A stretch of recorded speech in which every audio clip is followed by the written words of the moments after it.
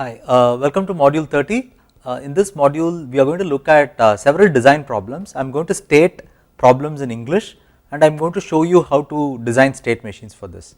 So in the process we will also learn a lot of small tricks and techniques, so that when you design problems, if you are given problems on your own and if you are asked to design circuits for that, you will be able to do those things yourself. So let us start with an example problem. So the example problem seems to be wordy, but let us see what it is. So it says design a sequential circuit that produces a 1 on its output if it detects the sequence 101.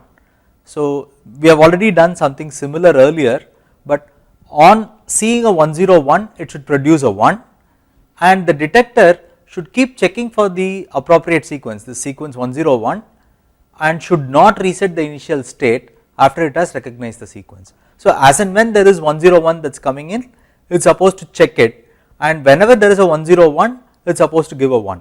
So for instance, if your input sequence was 10101, then at the third cycle you see a 101, so the output should be 1, and again at the fifth cycle the output should be 1 because there is this overlap of 101. So you have to recognize that also. So this is the problem description, and I want to now think about this in terms of a state machine. So I want to show how to do that.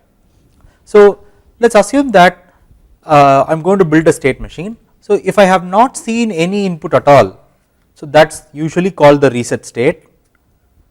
So I have reset, and usually we mark it like this, so that this is the starting state. So in the starting state what we have is, we do not have anything, we have not seen even a single bit so far.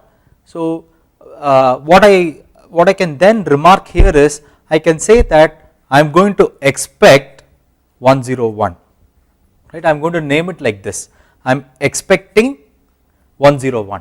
So once I know that it is a 101, I will then go and mark it. So now there are two possibilities. If the machine is starting with this state, so I do a reset to the circuit, the machine is going to start in this state. Now there are two possibilities. The possibilities are that I can get a 0 as the input here or 1 as the input here. So now if I start with a 0, let us say I get a 0 actually, then so I am expecting 101, but I am getting an input as a 0. So if I get an input as a 0, I am not getting a 1, so I can actually stay in this state itself. So you see this, so I am expecting 101, but I am getting a 0, so I cannot start the string 101 if it starts with 0. So if it is 0, it is as good as I am going to expect 101 itself, I will stay here itself. But if I get a 1, the output should be 0 because I have not seen 101, I have just seen 1, but I can go to a new state which says I am expecting 01. So you have seen 1 here and you are expecting 01 here. So we have now two states. So in this state now again there can be 0 as an input or 1 as an input. So if I get 0 as an input, then this is possibly a good thing, because if I get 0 as an input, so I know that I am expecting 101, I already came to this state, it is expecting a 01, and now it is expecting, it got a 0, so it has still not detected the sequence 101. So I can go to a state which says expecting 1, just 1. However, if I now get a 1, then there are choices, right, where should I go? So the easiest thing to do is, so this one is expecting a 101, so from this the whole sequence is 101, from here you are expecting 01 anyway. So if I get a 1, I could just loop back to itself, this is not going to change anything. So if I get 1 as an input, so it is possible that I get 1 as an input and after that I may get a 01, right. So this one has already taken me to this state, this one will keep me in this state itself, so that when I see the next 01 I can make other transitions. So that is what you have now. And now let us see, I have come to this state, in this state now again there are two choices, so I could get a 1 or I could get a 0. So if I get a 1, let us see what happens. So I have a 1, 0, and if it is a 1, I want to be allowing cases like these 10101 if I have a case like this, I want the output to be 1 here as well as 1 here, right. So the first one will, so the reset state is here, the first one would have taken me here, the 0 would have taken me here, and with this one, if I go back here with the output of 1, what this would do is, if I have a sequence like 1 0 1 0 1, then I can do 1 0 1 0 1 and so on. So this state is anyway expecting a 0 1, so if there is an overlap between one sequence 1 0 1 and another sequence 1 0 1, this state can capture that, so we can go there. What if we get a 0 here? If we get a 0 here, then we have the prefix, so we came with some 1 and then 0, we were hoping that this will be a 1, but we got a 0 here. So if you get a 0 from this state, it means you already saw 1 0 before and you are seeing the second 0 now. This cannot potentially start a 1 0 1 sequence. So I have to now expect a complete 1 0 1 sequence and not a partial 0 1 sequence, which means I have to go back here. So on a 0, I will output a 0, and what I will do is, so this state means I am expecting a 1, but if I get a 0, then if I go all the way back here, I can handle cases like these 1 0 0 0 1 0 1. Let us say I have an input sequence like this 1 0 0 0 1 0 1 and so on. You can handle such cases. So whenever there is more than 2 zeros, it cannot be a valid prefix for the 1 0 1 sequence. So immediately you can say that you can go back to this state, so that you can continue from here. So this is a state machine. So what I have done is I have given some meaningful descriptions inside the state. I am expecting 1 0 1 here, I am expecting 0 1 here, I am expecting 1 here. So the moment I see a 1, I know that I have to produce a 1, but if I get a 0, I need to figure out which of these states I have to go back to. Now I can simplify this and instead write it as S0, S1 and S2. So instead of having names which are expecting 1 0 1 and so on, I can use these things S0, S0, S1 and S2, and I can draw the same transitions. So 1 0 1, so this takes care of what we want from the circuit, then there is reset and all the other cases that we do not want. So we can mark all of that, right. All these are not what we are looking for, we can mark all of that. So this, what you see in the bottom, is a state machine, is a valid state machine, right. So now this is a Mealy machine, because the state along with the transition dictates the output. So for example, from this state, on this transition you get a 1, on this transition you get a 0. So depending on the state as well as the input, the output is decided. So this is called a Mealy machine, and what we have here is a Mealy machine. So this is the Mealy machine that I did. So you have the same Mealy machine described here with states S0, S1 and S2, and this you can draw the state table.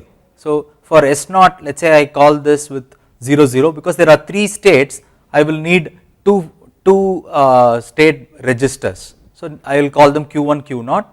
So S0 is 0 0, S1 is 0 1, S2 is 1 0. So assigning these numbers to these states is called state assignment problem, and from the current state, based on x equals 0 or x equals 1, you have these as the next states and these as the outputs, and you can derive logical equations for it.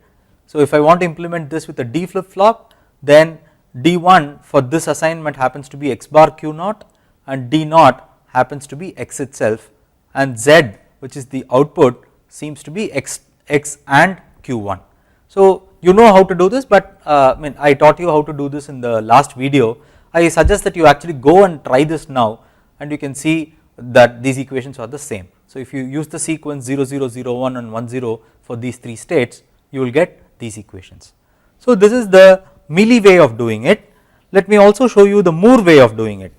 So I am going to do the same circuit, but I am going to do it as a Moore machine. So in a Moore machine, remember, the states uniquely determine what the outputs must be. So again I will start with this one. I am expecting 1 0 1, but if I am expecting 1 0 1 I cannot produce an output 1 because I have not seen any sequence yet. So I will mark the output as 0 below. So within the state itself you will mark the output in Moore machines, and this is the reset state. So when if I am in the state expect 1 0 1 the output must be 0. Now if I get a 1 then I will go to the state expecting 0 1 and the output is still 0. From here if I have a 0 then I will go to a state which says expecting 1, the output is still 0, and now on a 1 I can go to the state, right, which is actually should produce an output 1 first of all, because you have seen 1, 0 and a 1. So at this point you can produce an output of 1, but if I want to handle cases like 1 0 1 0 1, so this is a partial sequence, right, 1 0 1 is ending this sequence, but this one is also starting the next sequence. So I will come and name this in a little while. So this takes care of various transitions, but it does not take care of all the transitions. So what happens if you get a 0? So you will still be expecting a 1 0 1, so you can put 0 here. If I get a 1 from here, you are going to still expect 0 1, so I can put a 1 here. So notice that these transitions do not have the outputs, they have only the inputs, because the states are supposed to tell you what the outputs are. So on the transitions you do not have the outputs. So on a 1 you can come back here. So what about if I get a 0 from here? So if I get a 0 now, it means that you got a 1 followed by a 0. So you got one or more 1s followed by a 0, and now you got another 0. So essentially you got 1 0 0 or 1, so many 1s and a 0, and that is not a valid, and if I get another 0 now, it is not going to start a 1 0 1 sequence. So I could as well go back here and afresh I have to expect 1 0 1. So I have to go back here. Now let us see from this state. From this state there are two choices, I can get a 0 or I can get a 1. So if I get a 0 from here, then I came in with a 0, I came in with a 1. If I get a 0 from here, right, and if I go back to this one, what it would mean is, so this is 1, from here I can again expect a 0 1, right. So if I expect a 0 1, so I will write that now, expect a 0 1. So if I get a 0 1, then again I can keep toggling between these two states and I can keep producing the output 1. So on a 0 I will go back here. However, if it is a 1, if I get a 1 from here, then I came in with a 1 and I am seeing another 1 now. So the only way to come into this state is the previous bit must have been a 1. If I see another 1 now, it is going to have a 1 1 sequence. This is not a valid prefix for 1 0 1. So if I get a 1 now, then I have to expect a 0 1, but I have to go to this state because I cannot stay in the same state because this will keep producing 1 as the output. So if I get a sequence of 1s, then let us say I got 1 0 1 1 1, you will come here, you will produce a 1. If you stay in the same state, you will keep producing 1 as the output, but we do not want that. Every time I see a 1 0 1, only then it should go to, the output should go to 1. So on a 1 if I go here, that takes care of the fact that this is, so both these states are expecting 0 1, but this state is different from this state because this state produces 0 as the output, this state produces 1 as the output. So if you have a partial 1 which is shared across two patterns, as pattern like 1 0 1 0 1, right, you will come to this state and you will keep coming back to this state itself. But if you have disjoint ones, if you have disjoint things like this, then you would come back to this state and that will give you the 1 0 1.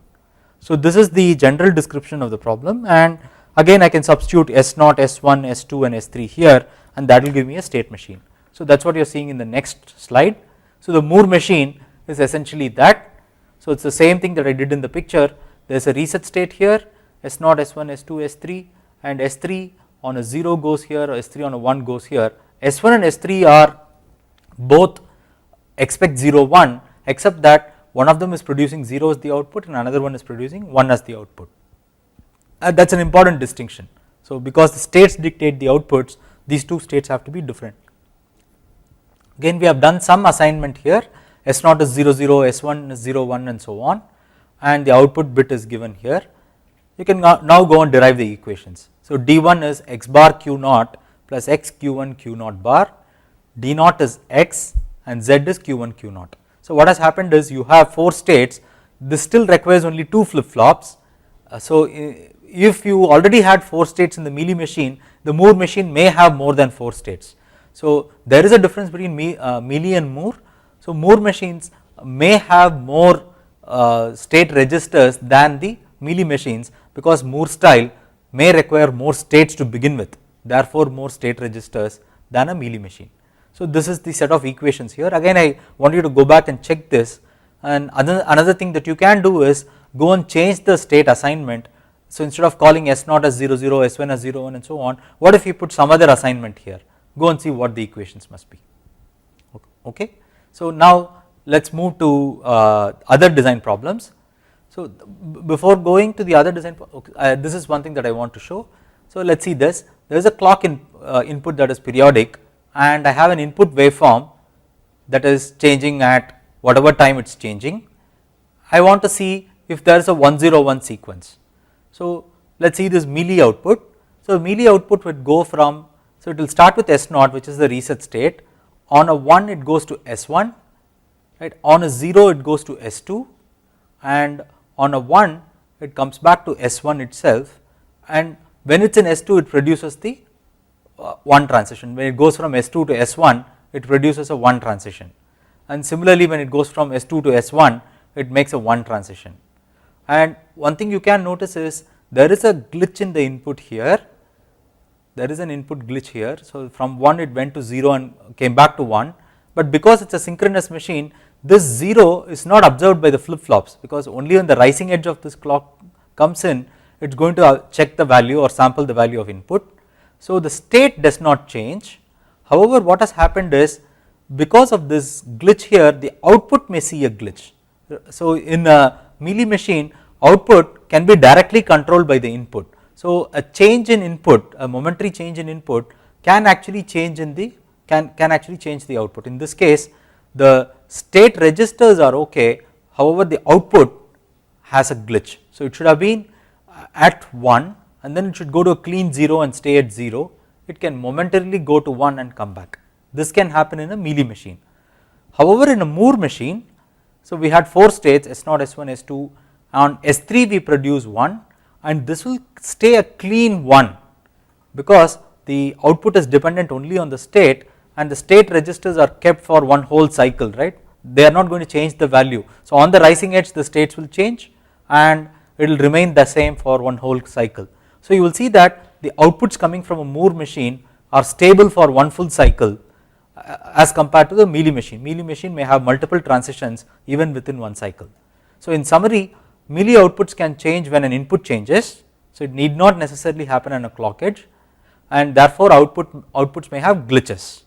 So however, if you make all the inputs themselves synchronous to the clock, then you will not have a problem. So if the input is asynchronous, for example this change from 1 to 0 to 1 was not synchronized to the clock, therefore you had this problem. But if the inputs were all synchronized, then this case will not happen. Or you don't, if you don't have any control over the input from the external world, you may be getting the input, you don't have control over whether it's synchronized or not, then in that case you employ a Moore machine. So Moore machine will have a steady output because the state dictates the current output. So and you're going to keep the state in the same value for one whole cycle.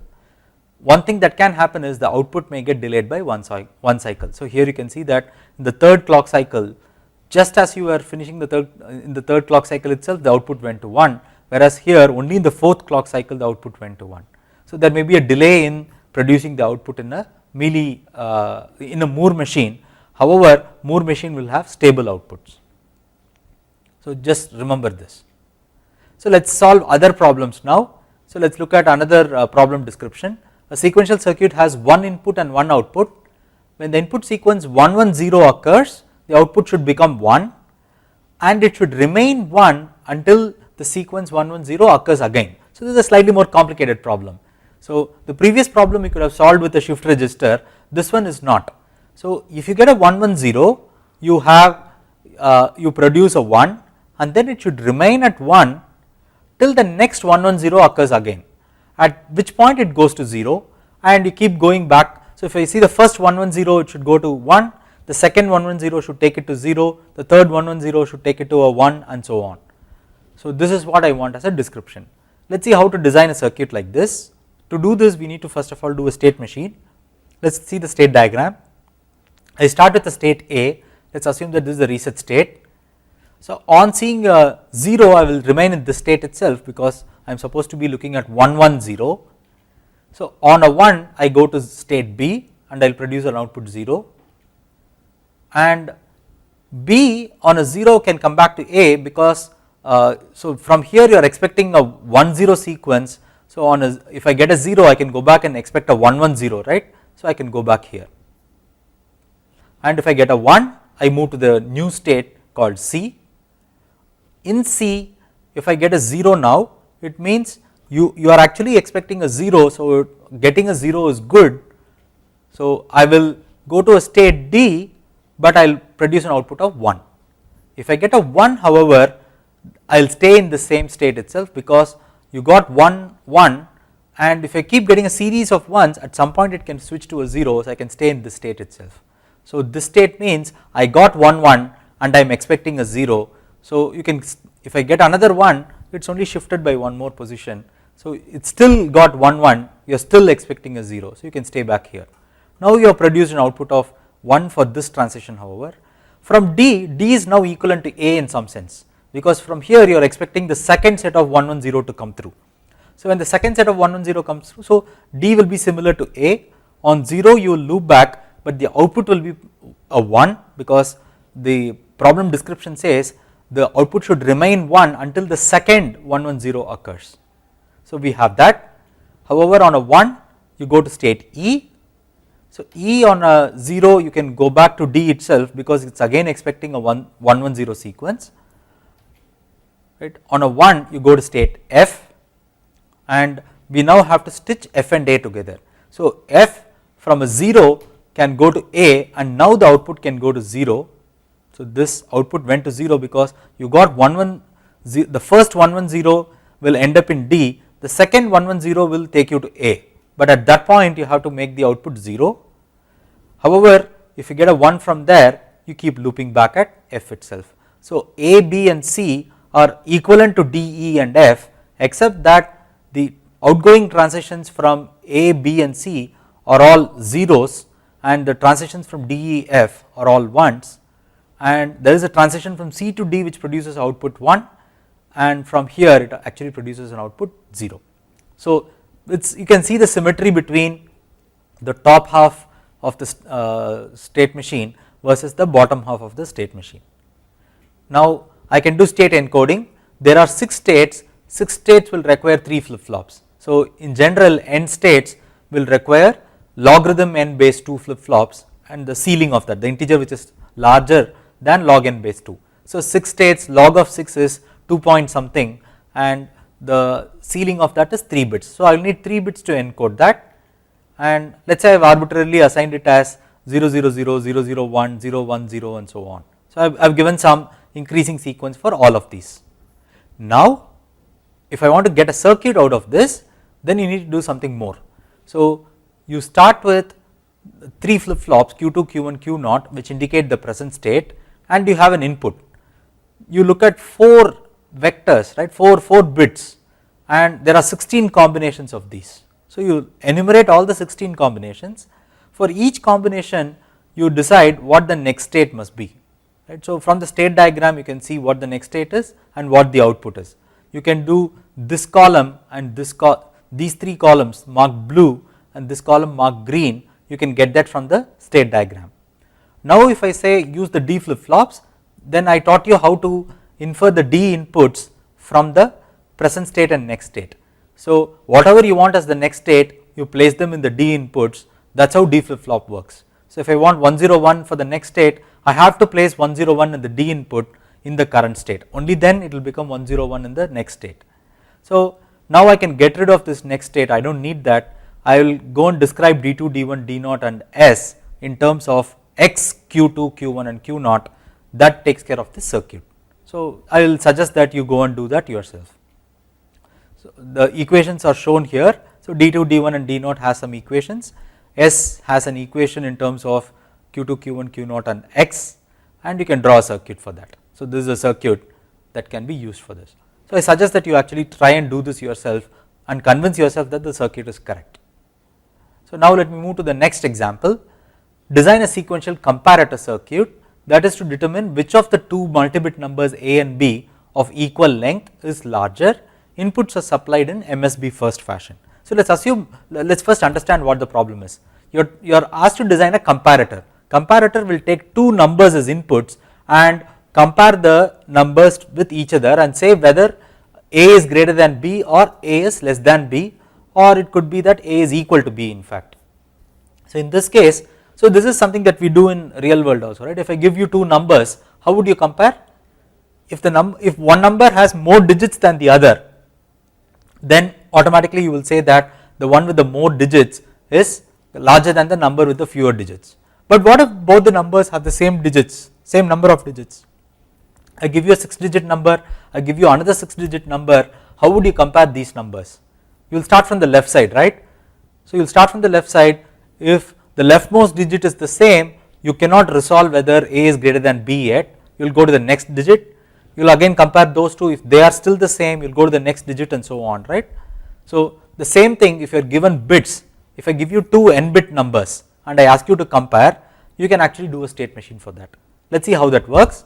So let us say I have a state called 0 0 and I am going to get two inputs, one from A and one from B, but starting from the MSB first, right? I am getting the most significant bit first and I know that A and B are of equal length, right? So when I get A and B of equal length, so if both of them in the most significant position have a 0, it means the very first bit is not enough for me, I need one more. I probably need to go and look at the bit which is in the second from the left, or if I have both of them as 1, I still cannot distinguish and say A is greater than B. So in either case A and B I do not have a conclusion, so I will output 0 0 and remain in the same state. So let me do this on a piece of paper. So if I have an input like this and if I give you another input which is also like this, you will first compare these two numbers, you cannot distinguish between them, you go to the next digit, you compare these two bits, again they are the same, then you compare these two bits and so on, and if you exhaust all the 6 digits, you will stay in the same state 0 0 itself and produce 0 0. Instead, let us say at this point you have 0 1, you have a 7-bit number, up till here these two numbers are the same, but now you get on A you get a 0, on B you get a 1. If that happens, so on A you got a 0, on B you got a 1. If that happens, then you go to the state called 0 1. In this state the output, so you also make an output 0 1 which says A is, so which one is greater? So if this is 1, then A is greater, if the second output is 1, B is greater, but if both are 0, then both are equal. So that is the meaning here. So if it is a 0 1, B is greater, and the moment I decide that B is greater, all the bits that are going to come later does not matter. So even if I have any bits here after this and any bit here after this, it does not matter. It could be any sequence of bits after this and after this. This bit, this position tells me that A is less than B. So that is what is explaining this loop here. Once you have decided that A is actually less than B, then that is not going to change if you get more bits which have lesser weight anyway.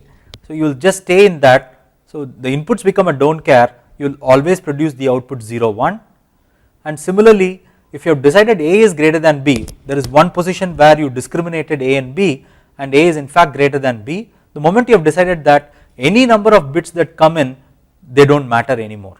So you can just stay in that state itself. So this is a very simple comparator circuit. It compares one bit at a time starting from the leftmost side. If you started from the rightmost side, this is a very hard problem. because I see a 1 and 0 on the rightmost side on A and B. I cannot say that A is greater than B. I have to then go and look at the next bit, because that may actually change the weights and so on. So if I start with the MSB side, then this is a very straightforward state machine. It is a very simple state machine, and this is a very nice example because you get one bit as input at a time for each of the inputs A and B, and with that you are able to say whether A is greater than B or not. Then let us design a few other circuits. Design a bit serial odd parity checker. So it counts the number of ones in a bit serial input stream, and it asserts the output when the input stream contains odd number of ones. So if there is odd number of ones, produce a 1, if there is even number of ones, produce a 0. So that is what an odd parity checker is. So parity stands for the number of ones, so, and if it is an odd parity, the number of ones is odd. So that is a very simple state machine actually. So you start with, so if you do not have any inputs at all, then there are even number of ones because there is 0 ones, right. So that is even number of ones, you start from there. If you keep getting 0, it is not changing the number of ones, so you stay in that state itself. The moment you see a 1, you have seen odd number of ones, and if you keep seeing 0, you will just stay in even number of ones itself. In odd number of ones, if you see more zeros, it is not changing the parity, it will stay there itself, but the moment you see another 1, then you go to even number of ones.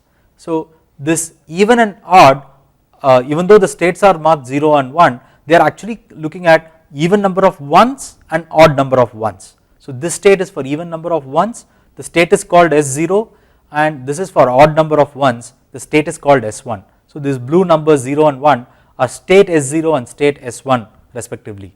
This is not even number of zeros and odd number of ones, so do not mistake that.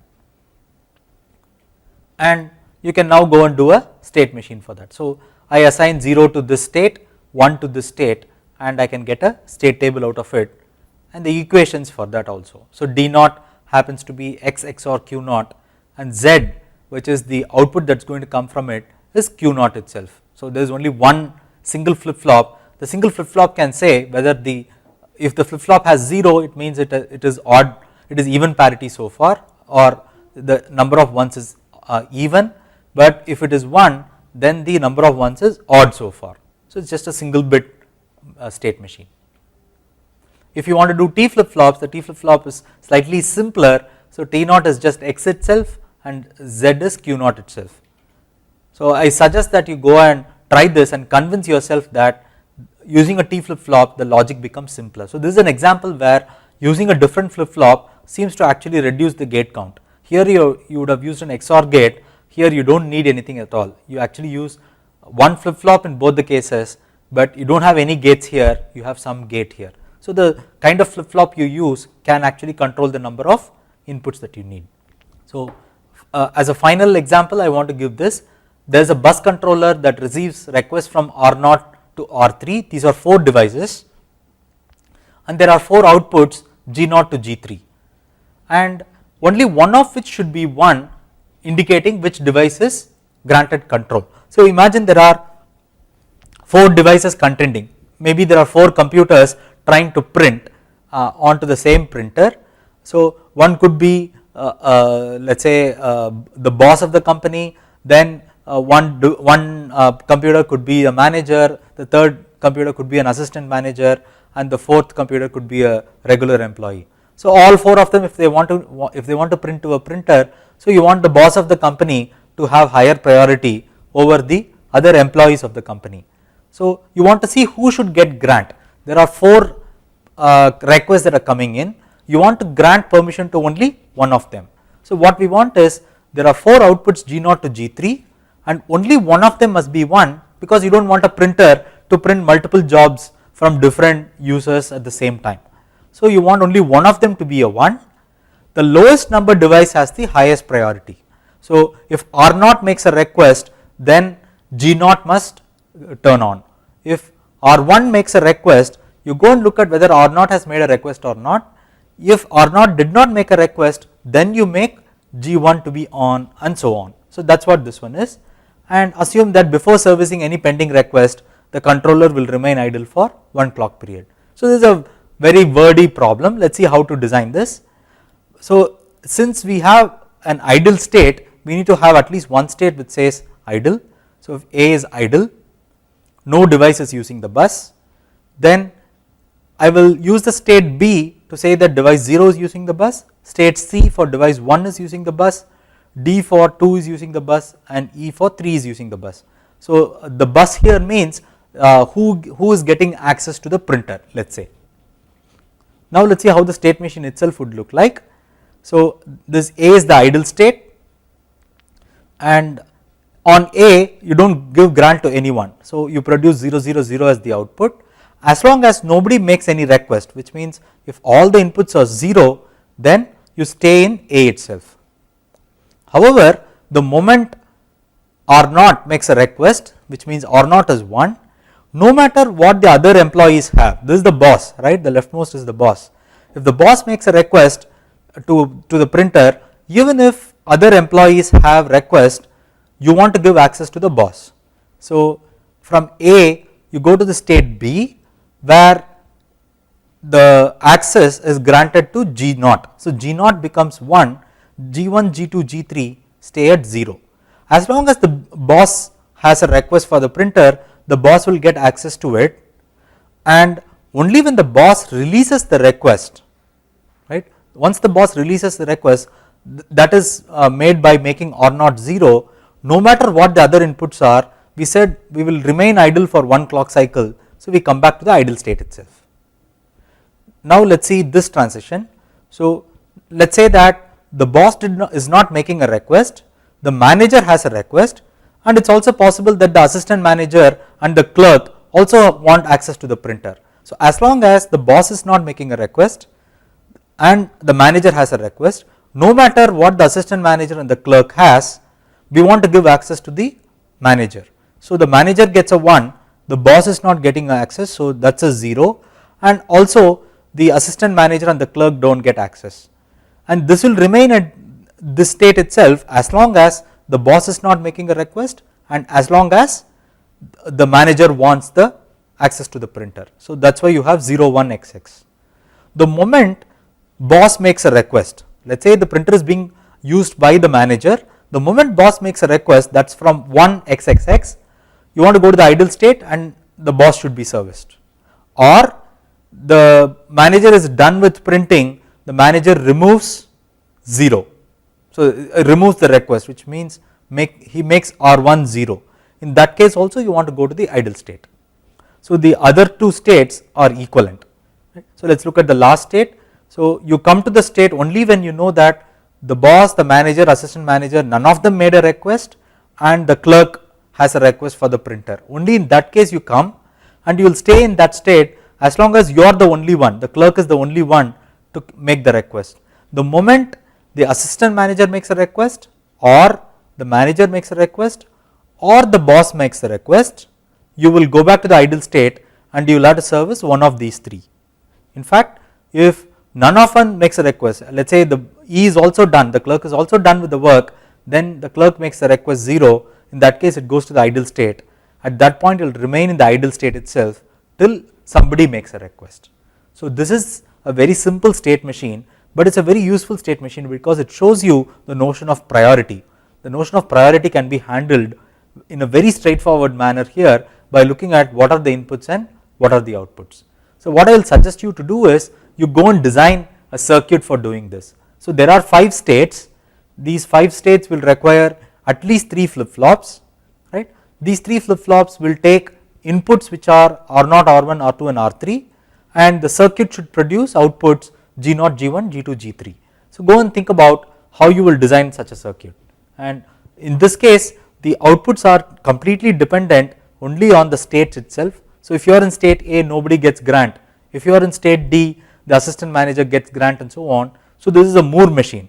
So, go and check whether your output logic that you get is actually a function only of the state registers and not a function of the input directly. Go and verify that yourself. So, what we have done in this module is we have taken several design examples. We started with a problem description and I showed you how to do a state machine, how to mark the state transitions, and in some cases we also saw how to show the actual circuit itself. So, the general process is for synthesis of a state machine, you start from the English description, you go and draw a state machine for that, you do what is called a state assignment, you put so you find out the number of state registers, you do state assignment which says this state gets 0 0 as the label, this state gets 1 0 as the label, and so on. And once you do that, you pick up the flip flop that you want, you derive the excitation tables for that, use the excitation table, get the excitation for your circuit and draw the circuit. So this is the 5-step process. So this is a slide that I showed you in the last video. I suggest that you go back and look at the slide once more. This is the sequence for synthesis. So there are 5 steps that you need to do for synthesis. So this brings me to the end of this module. In the next module, we will do a few things related to the state machines itself. There are 2 more modules where I am going to talk about state machines in a little more detail. So at this point, I suggest that you go and do all these little pieces of work. Before you go to the next video, I suggest that you go and look at the contents of these 2 videos and ensure that you have done all the little exercises, and finally work out these exercises, convince yourself that you understand the ideas, and then go to module 31.